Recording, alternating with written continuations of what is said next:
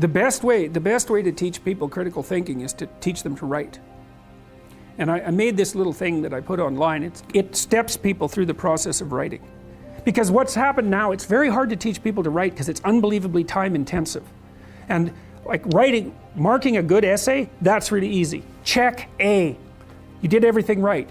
Marking a bad essay? Oh my God. The words are wrong, the phrases are wrong, the sentences are wrong, they're not ordered right in the paragraphs aren't coherent, and the whole thing makes no sense. So, trying to tell the person what they did wrong, it's like, well, you did everything wrong. Everything about this essay is wrong. Well, that's not helpful either. You have to find the few little things they did half right, and you have to teach them what they did wrong. It's really expensive. And so what I did with this rubric was try to address that from the production side instead of the grading side. But the best thing you can do is teach people to write, because there's no difference between that and thinking. And one of the things that just blows me away about universities is that no one ever tells students why they should write something. It's like, well, you have to do this assignment. Well, why are you writing? Well, you need the grade. It's like, no, you need to learn to think. Because thinking makes you act effectively in the world. Thinking makes you win the battles you undertake. And those could be battles for good things. If you can think and speak and write, you are absolutely deadly. Nothing can get in your way. So that's why you learn to write. It's like, and I can't believe that people aren't just told that. It's like, it's the most powerful weapon you can possibly provide someone with. And I mean, I know lots of people who've been staggeringly successful and watched them throughout my life. I mean, those people, you don't want to have an argument with them. They'll just slash you into pieces. And not in a malevolent way. It's like, if you're going to make your point and they're going to make their point, you better have your points organized, because otherwise you are going to look like and be an absolute idiot. You are not going to get anywhere. And if you can formulate your arguments coherently, and make a presentation, if you can speak to people, if you can lay out a proposal, God, people give you money, they give you opportunities, you have influence. That's what you're at university for. And so that's what you do, is you're in English, right? And yeah, in languages anyways, it's like, yeah, teach people to be articulate, because that's the most dangerous thing you can possibly be. So, and that's motivating if people know that. It's like, well, why are you learning to write? Because here's your sword, here's your M16, right? Here's your bulletproof vest. Like, you learn how to use them. But it's an endless mystery to me why that isn't made self-evident. So that's the sort of thing that can drive you mad trying to sort out. It's like there's a conspiracy to bring people into the education system to make them weaker. So I guess that keeps the competition down. Maybe that's one way of thinking about it. If your students are stupid, they're not going to challenge you. This program, which you guys are going to do, called the Future Authoring Program, is one of two assignments. One is that you write an autobiography, that's the past authoring. The other is that you write a plan for the future, that's the future authoring. I would recommend that you get started on those right now. Like, not right now, but like really soon, because they're harder than you think. And some of you are going to write like 15,000 words. You're going to get sucked right in. This happens all the time. You're going to get sucked right into it. And so you write an autobiography because you need to know where you are and who you are right now. Because how the hell are you going to plot a pathway to the future unless you know where you are? And then you need to write about the future, because you aren't going to hit something unless you aim at it. That's for sure. And lots of times people won't aim at what they want because they're afraid. The reason they're afraid is because if you specify what you want, you've specified your conditions of failure. You know when you fail. And it's better just to keep it foggy. It's like, well, I don't know if I'm succeeding or failing, but you know, I can't really tell. Well, great, except you can't hit anything you don't aim at. And so the Future Authoring Program is like it's an attempt to have you articulate your character. And so is the Past Authoring Program. Who are you? And you know, the Past Authoring Program, it asks you to break your life into epochs and then to write about the emotional, you know, the things that you regard as important. important events that have shaped who you are. And you may find that some of that writing makes you emotional. And I would say, if you have a memory that's more than 18 months old, roughly speaking, and when you bring it to mind, it has an emotional impact, especially a negative emotional impact. It's like part of your soul is stuck back there. And I know that's a metaphorical way of thinking about it, but what I mean is that the reason that you still experience the emotion is because you have not solved the problem that situation faced you with. It might be a real problem, like maybe you got tangled up with someone who was really bad, and that's rough, man, because you've got to come up with a theory of malevolence to deal with something like that, and that's no joke. But if it still produces emotion, it means you haven't solved the problem, and your brain is still tagging it as threat. It's a part of your territory that you did not master. Threat, threat, threat, threat, threat. And until you take it apart, and articulation really helps that, writing really helps that, then you're not going to free yourself from its grip. And that might not be that pleasant. I mean, this is one of those situations where doing it tends to produce a decrement in people's mood in the short term, but quite radical improvements 3 to 6 months down the road. And it's often the case that you unfortunately have to do something you don't want to do in order to progress. It's very, very common.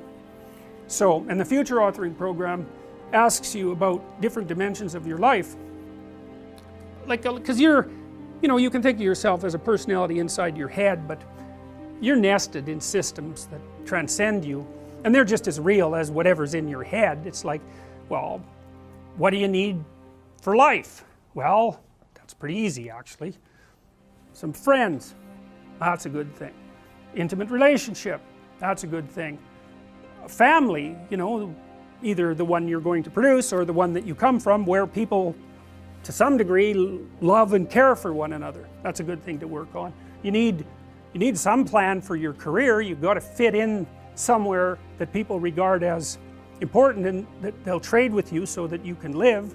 You need something worthwhile to do with the time that you're not at work, and you need to pay attention to your mental and physical health, and you need to regulate your use of substances, which is a strange one, but alcohol does lots of people in, so it's worth thinking about. That's why we put it in there. So then it's like, okay, what the hell do you want?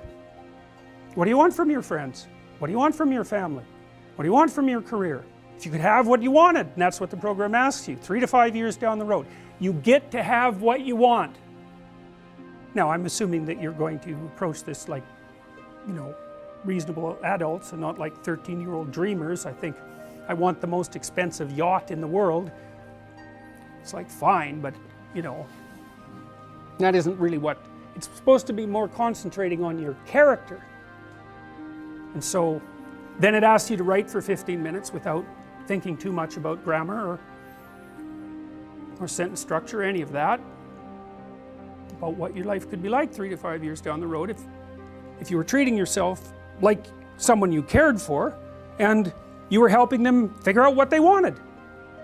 And then it asks you to do the same thing in reverse, which is to think about the ways that you're radically insufficient and your faults.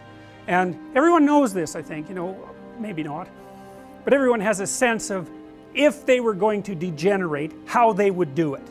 Some people would be an alcoholic, some people would be a street person. It's like there's some doom thing out there that's got your name on it if you're particularly incautious and don't and let things fall apart. So I want you to write about that. What do you not want to have happen in 3 to 5 years? And there's psychological reasons for this. One is, if you have something to aim for, that's a source of positive emotion, because your positive emotion is mostly generated by evidence that you're moving towards something that you value. It's not generated so much by accomplishing something, because when you accomplish something, you're just left with the problem of whatever you're going to do next. So you graduate from university, it's like, hooray, one day you're at the peak of your undergraduate university career, the next day you're unemployed and looking for a bad job at Starbucks. So, well, you see what I mean. It's that, one problem that you solve is replaced by another problem, and so the idea that you're going to be happy when you solve all your problems is like, good luck with that theory. But you know, if you're aiming at something worthwhile and you really believe it's worthwhile and you've thought it through, you know, so that you're not weak, you've got your damn arguments mustered, then when you make progress, even a little bit, you think, hey, that's all right, and you get a little kick, you get a little dopamine kick, and that's what you want, because that's where your positive emotion comes from. You can use cocaine if you want, but but you know, that tends to have relatively detrimental medium to long-term consequences, but it activates the same system. So you have to be aiming at something, and you should be aiming at something that's realistic, that you want, that you could get, you know, like not easily, because if it's easy, in some sense you've already got it. It's got to push you, that's part of the pleasure actually, because there's two things that you want to do when you're pursuing something that's important, and one of them is to get the thing that's important, but the other is to make yourself better at pursuing things, right? So you can get both of those at the same time. You're aiming at something and you're increasing your competence. It's like, that's a good deal, and there's a lot of intrinsic meaning to be felt in that. And then the second half of the program, you write out a plan for how you're going to do it and how you're going to keep yourself on track, and you're going to write about why it would be good for you if you did this, and why it would be good for your family, and what possible benefits it would have to the community, you know, because you want to nail this thing down, and then you want to figure out what kind of obstacles are going to come up and how you might overcome them and how you might keep yourself on track and all of that. And we know, because we've actually done a lot of research on this particular program, that if university students do this, and this is more true if they're not too well oriented to begin with, if university students do this, they're about 25% less likely to drop out, which is a lot, and about their grade point average increases about 20%. So hooray for that, you know, because you never know when you develop an intervention if it's going to work. There's also evidence, but not from my lab, that doing such things improves your physical health, and I think the reason for that is that, you know, when you go over your autobiography and you scour out those negative places that you're sort of dragging along with you, it lowers your overall stress load, because your brain is kind of, I think it's calculating how dangerous the world is by attending to the ratio of successes to failures that you've had in your life, something like that. And so, you know, if there are holes in your map that you could still fall through, then your brain regards the territory still as a bit on the dangerous side, and then you're more prepared for emergency action, and that's hard on you. So you want to go back there and fix up those